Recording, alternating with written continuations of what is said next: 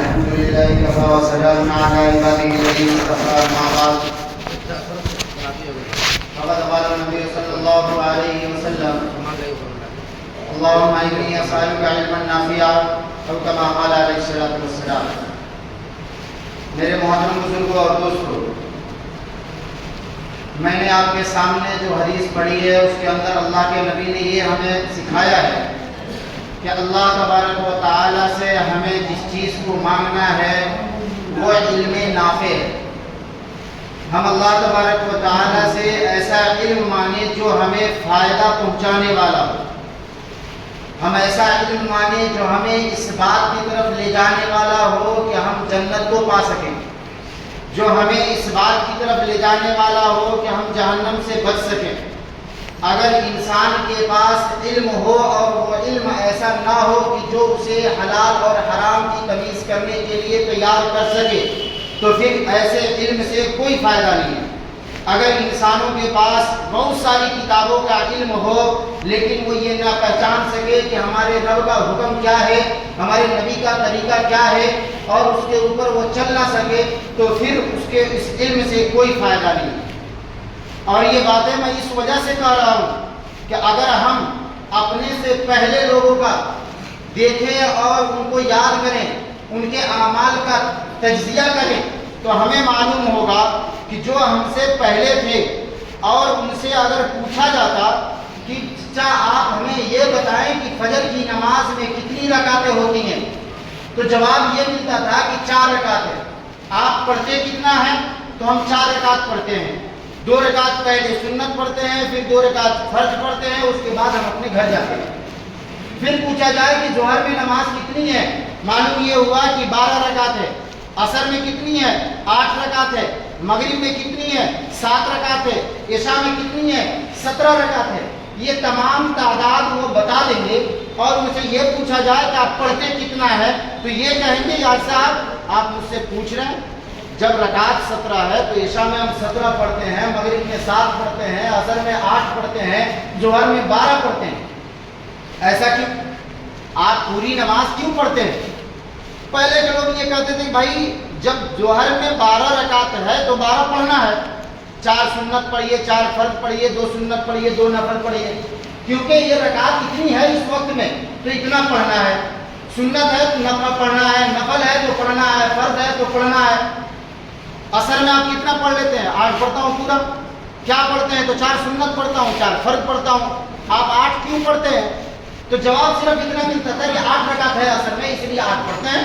ہم نے اپنے بڑوں سے سنا ہے، اپنے عالموں سے سنا ہے کہ عصر میں 8 رکعت ہے، ہم 8 پڑھتے ہیں. مغرب میں 7 پڑھتے ہیں تو 7 سنا ہے، 7 پڑھتے ہیں. عشاء میں 17 پڑھتے ہیں، پورا پڑھتے ہیں. ہاں بھائی میں پورا پڑھ کے جاتا ہوں کیونکہ میں نے سنا ہے کہ عشاء میں 17 رکعت ہے تو میں 17 پڑھ کے جاتا ہوں.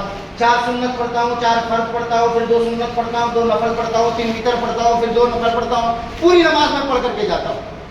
آج تو ہماری حالت یہ ہے کہ اگر کھڑا کر کے یہ پوچھا جائے کہ آپ ہمیں ترتیب وار یہ بتا دیں کہ اس نماز میں کتنی رکعتیں ہیں، اس وقت میں کتنی رکعتیں اور کون کون سی ہے، تو شاید کہ ہم یہ بھی بھول جائیں گے کہ یہ جو 17 رکعتیں اس کی ترتیب کیا ہے.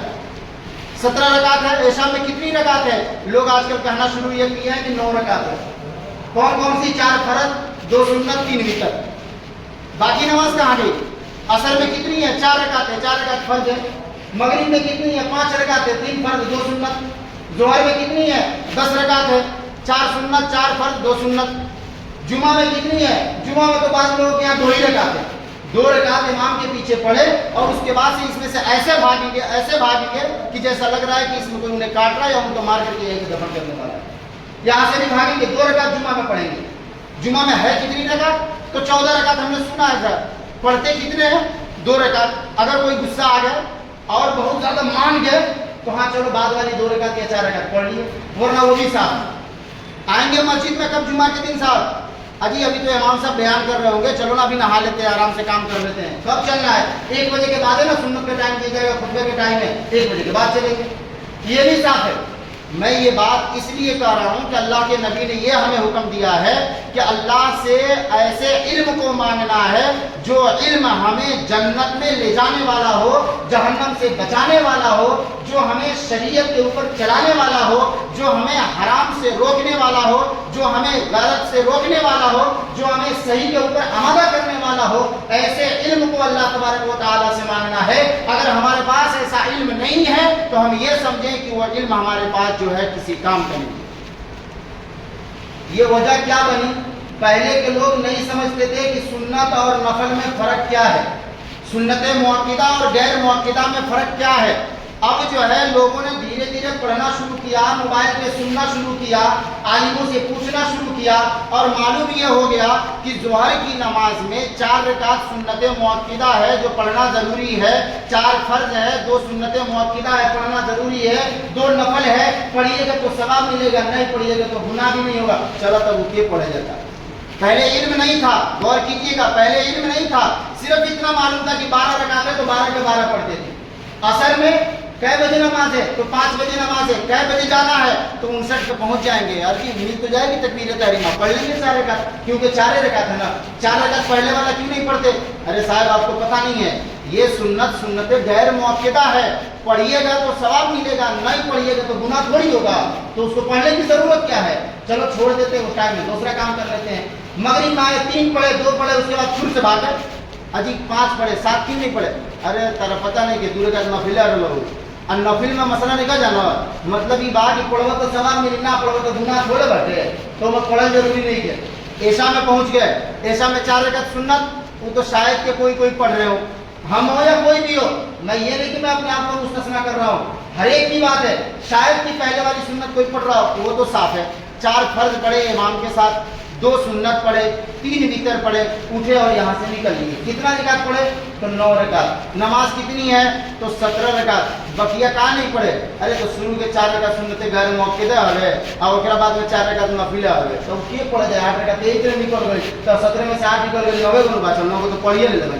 اللہ تعالیٰ وغیرہ کے چھوڑنا کو تھوڑے پوچھیے، اور اللہ تعالیٰ وغیرہ کے نہ پڑھنا کو گناہ تھوڑے دیے، اور اگر اسی صاحب کے گھر پہ چلا جائے کہ صاحب آپ کا جو گھر بنا، آپ کا گھر بن کر کے دیوار کی دیوار آپ کی کھڑی ہو گئی، اوپر سے چھت ڈل گیا، اس کے نیچے سے بالو نکل رہے ہیں اور اس کے نیچے سے سیمنٹ جھڑ رہا ہے اور اینٹیں کے برادے آپ کے سر کے اوپر جب ہوا چل رہی ہے تو پڑ رہے ہیں، اسی پر رہنے دیجیے نہ مولوی صاحب کی طرف ہوتی ہے، کم سے کم اگر پلستر کراؤ تو پڑی نہ تو ان سے بالو گر تھا۔ بھائی رہنے کے لیے تو انسان کی دیوار کافی ہے، چھت اس کے اوپر ڈھل گیا یہ تو کافی ہے انسانی زندگی گزارنے کے لیے، پھر جو ہے اس کے اوپر پلاسٹر لگوانا، پلاسٹر لگ گیا، مولوی صاحب گئے کہ مطلب بنویا اب جھڑتا تو نہ ہو تو وائٹ سیمنٹ لگوا دیتے، پٹی وٹی کٹوا دیتے، پینٹ وینٹ کروا دیتے، یہ سب کی کیا ضرورت ہے؟ بھائی آپ کو رہنے کے لیے گھر کافی ہے، پلاسٹر بھی کروا لیا، اب تو چھوڑ دیجئے نہ، اب انہوں میں سے بالو جھڑتا تو چلے میں لگوا دو، لگوا دیے، تو پینٹ کی کیا ضرورت ہے؟ نیمن نہیں کیا لاگت، ایک ایک کلر کے سب لوگ کا تو کم سے کم ہمیں اور ہی کچھ رہ کے چاہیے، اور اللہ کے سامنے اللہ کے حضور اپنی عبادت پیش کرنی ہے، ایک ایک قسم کے سب لوگ کا سب فرض لوگ کا، میں نہ نفل لوگ کا نہ سنت لوگ کا، ایک قوم دھیان نہیں۔ ارے وہ میں تو سوچے کہ چاہیے نا کہ جب اللہ تبارک و تعالیٰ کے نبی ہم نے بتا کے بولے کہ اتنا ہے ٹائم میں پڑھے کے بعد تو ہم خالی ایک کے رنگ کے خالی فرض پڑھ کے ان لگے پہنچا دیں اور بعد میں نکل گئی نہ کبھی دھیان میں آئے گا کہ فرض کے بعد کہیں سنتوں پڑھ لی تاکہ ایک کلر یہ بن جاؤ، کہیں سے نفلوں پڑھ لی تاکہ ایک کلر یہ بن جائے، ایسے ہی بات سمجھ میں آ جاؤ کہ پوچھا جاؤ کہ بھائی پلستروا کیا کر رہی لو، باہر کے دیوار لیکیج رہا، بارش ہوئی تو پانی اندر گھس جائی، جو تن منی چھید وہ بند ہو گئی، اب ایک پینٹوا کا لگواؤ کرو تو تنی سوری کو سوراخ ہوئی تو وہ بند ہو جائے۔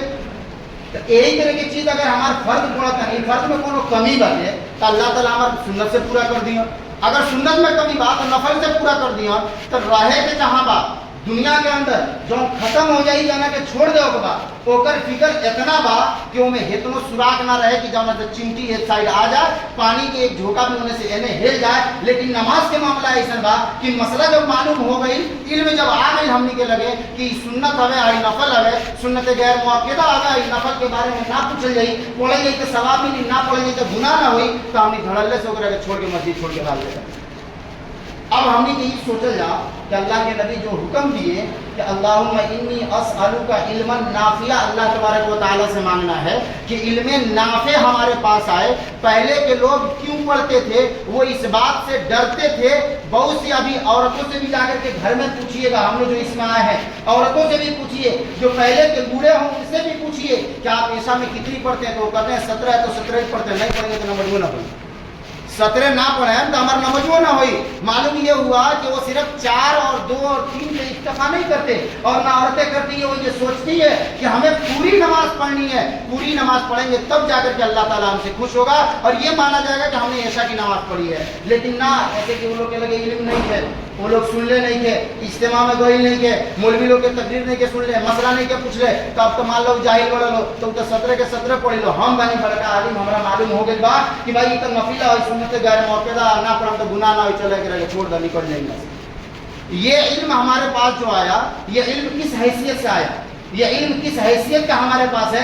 क्या ये इल्म हमें इस बात पे आमादा करता है कि हम अल्लाह की इबादत करें? क्या ये इल्म हमें इस बात पे आमादा करता है कि हम सुन्नत रसूल पे चले? क्या ये इल्म हमें इस बात पे आमादा करता है कि हम तरीक़े सहाबा को अपनाएं?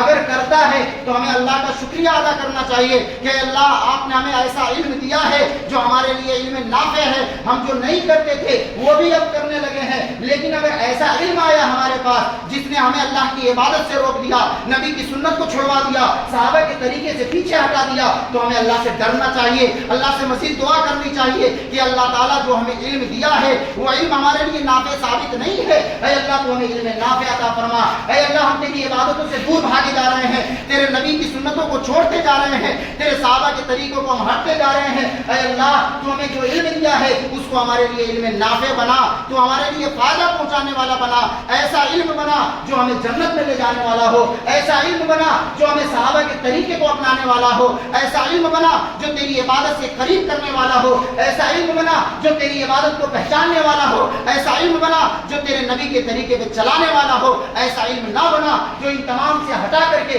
हमें जहन्नम में पहुंचाने वाला हो।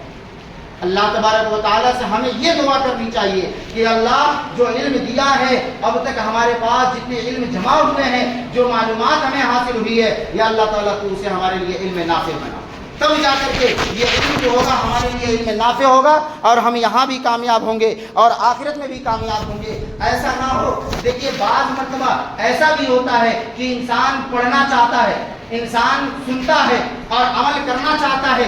आज ही जुमा की नमाज है, जो लोग पहले की 4 पढ़ करके बैठे हैं वो भी सही है, जो अभी तक नहीं पढ़े हैं वक्त दिया जाएगा वो पढ़ लेंगे। जब जुमा की दुआ हो जाए, नमाज के बाद जब दुआ हो जाए, तो अभी लोग जो सुने हैं उनके दिल में ये जज्बा आए कि भाई अभी इमाम साहब ने कहा है चलो हम पढ़ लेते हैं, 4 रकात सुन्नत पढ़ करके 2 रकात नफल पढ़ करके तब हम यहाँ से निकलेंगे। जब तक बगल वाला का गया बड़का सूफी बन गई, आज सुन लो लगला अमल करो, सुन लो आप गया बड़का तारे अंदर एगो आई बा, शैतान आएगा पीछे से का तुम ये चक्कर में पड़ल बा, चलो ना हउ कमुआ बाटे हई कमुआ बाटे ना दी बा तो कमुआ लेट हो जाई, हुआ पहुंचे के बाटे तारा हे टाइम में देले रह हई टाइम में हुआ पहुंचे कर ल। अब शैतान जो है ना हर तरह से चक्कर चलाना शुरू कर देगा कि अभी सुना और उसके ऊपर अमल करने लगा, कैसा बेवकूफ आदमी है, अरे चलना बाद में पढ़ लेंगे, अगला जुमा से इंशाल्लाह पूरा करेंगे। अब मालूम हुआ हफ्ते दिन का गैप हुआ, वो सारा का सारा सुना हुआ निकल गया। तो हमारे पास जब भी जज्बा जगे और हमें जब मालूम हो जाए, हम उसी वक्त से अमल करने की कोशिश करें। 1-2 मरतबा मैं ऐलान भी किया था और थोड़ा सा तीखे लफ्जों में किया था कि भाई जुमा के बाद भी नमाज होती है, ऐसा नहीं है कि हम जुमा की दुआ पढ़ें और यहाँ से दरवाजे के पास ऐसी भीड़ लगती है जैसा कि अंदर कोई मार रहा हो और यहाँ से भागना जरूरी हो कि दरवाजा तोड़ करके भी हम निकल जाएंगे। ऐसी कोई चीज़ नहीं है। हम यहाँ से सुन्नत और नवाफिल पढ़ करके फिर निकले अल्लाह से दुआ करके। अल्लाह तबारक व तआला जो हमारे ऊपर आदाब की शक्ल में मौसम तब्दील कर रखा है, हम अल्लाह से दुआ करें कि अल्लाह ताला इस मौसम को हमारे लिए साजगार बनाए, हमारे लिए फ़ायदेमंद बनाए और इसके अंदर हमारे लिए राहत व आराम के सामान पैदा करे। इसके साथ एक ऐलान है, जो इस ट्रांसफार्मर के रहने वाले हैं